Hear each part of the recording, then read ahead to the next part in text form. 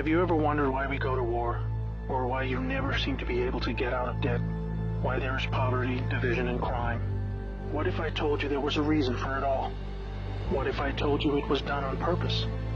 What if I told you that those who were corrupting the world, poisoning our food, and igniting conflict were themselves about to be permanently eradicated from the earth?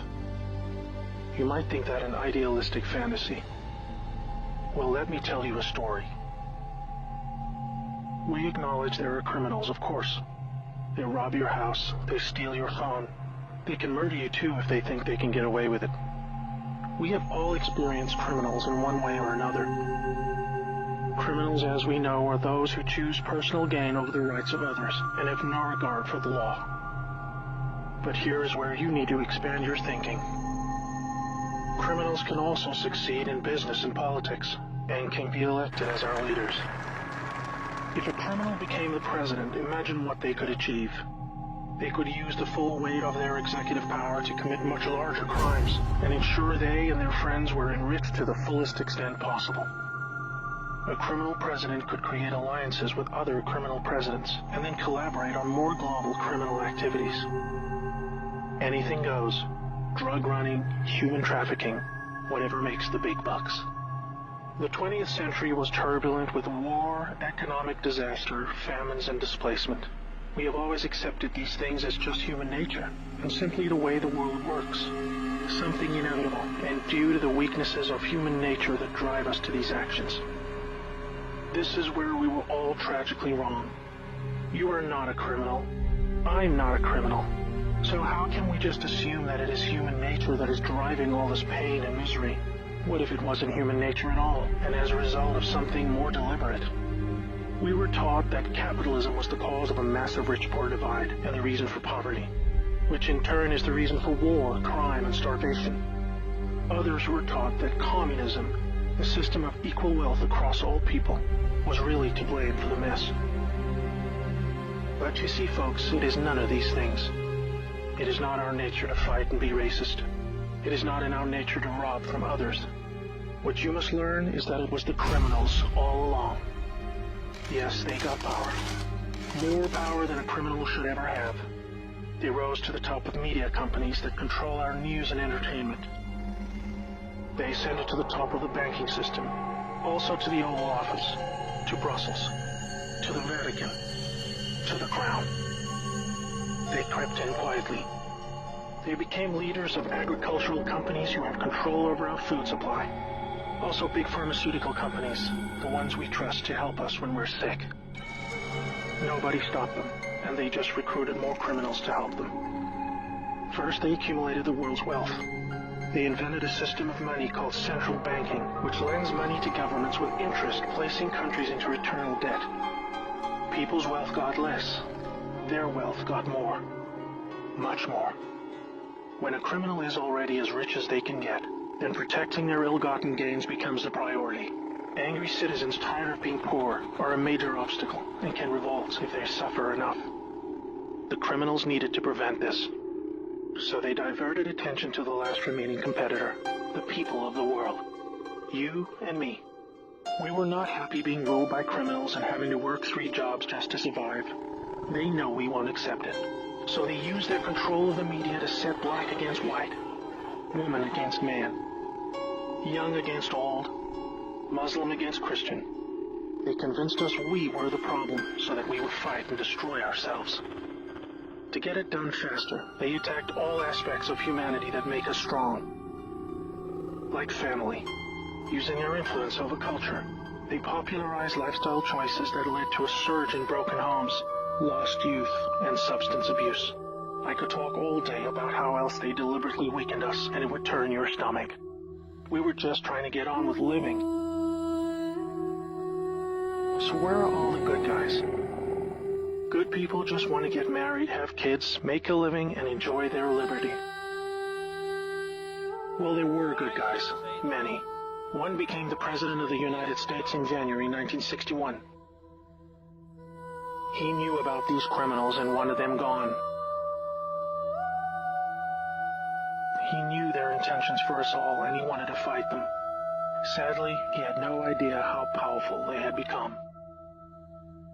Reagan also had good intentions for the American people. He knew this criminal mafia controlled almost everything by this stage, including the powerful rogue intelligence agencies.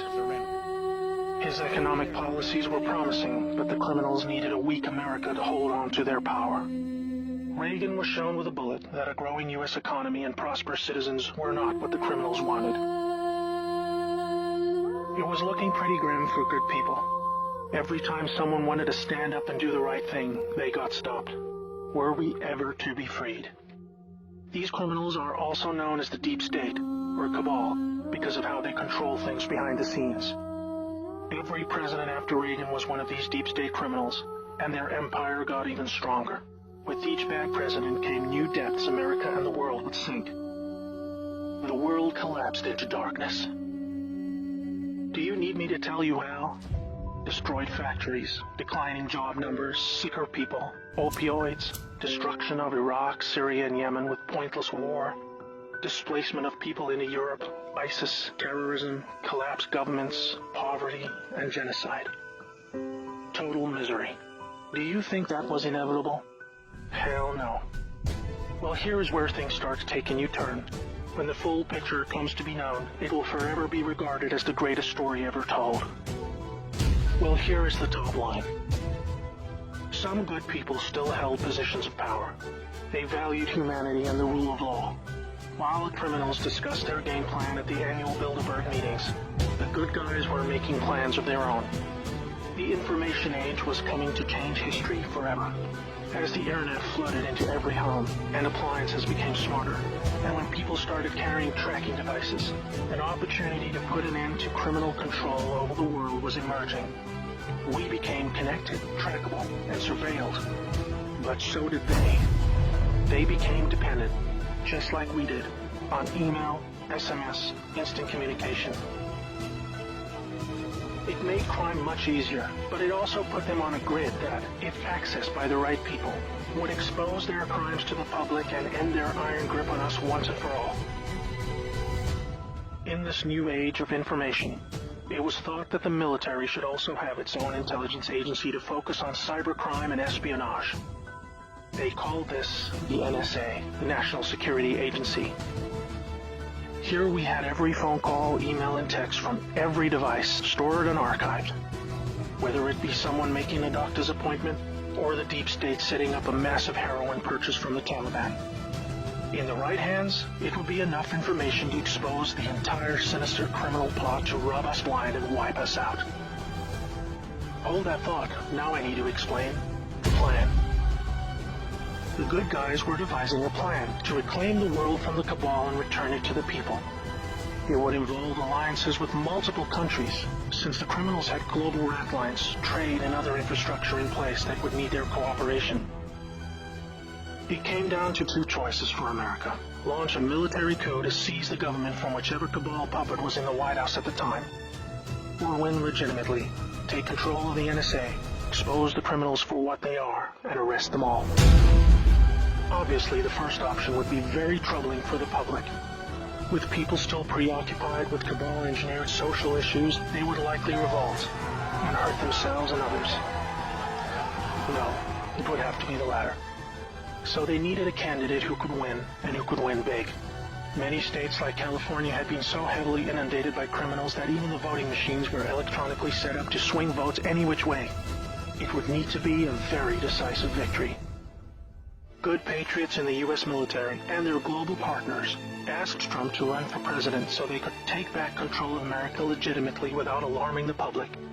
Trump was a good choice, obviously, because he overcame the voter fraud and won. But he was a patriot, and he was loved and admired by the public. He was not interested in joining the cabal, because they hated America, and he did not agree with them on that point. As soon as he showed interest in taking power, they activated their media assets to viciously turn on him. That's when we saw the sudden hatred emerge. Even when he won, the cabal still had no idea what he was a part of, and the sophisticated plan that was about to unfold against them. Shocked at their loss, they mobilized their full arsenal of intelligence, media, money, and technology to try and take back power. Their people at the top of the DOJ and FBI then put together a plan to flame Trump and have him impeached. This is where we come back to the NSA again. All messages were stored and could be used to expose this plot and prevent Trump's overthrow.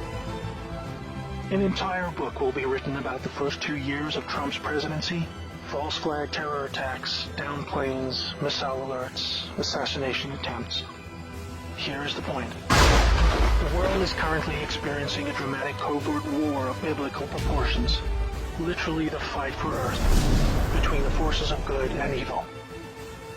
I can't put it in simpler terms, but I can say it appears that good guys are winning.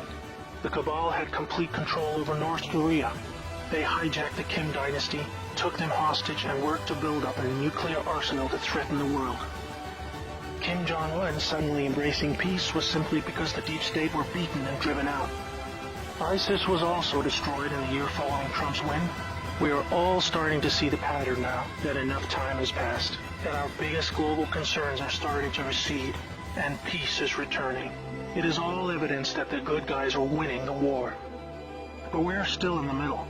While a lot is improving, it still puzzles many that most of these known criminals are still free, especially the higher-ups like Hillary Clinton, the Bushes, and Obama. That is coming in the next chapter of the story. That's why we have Q.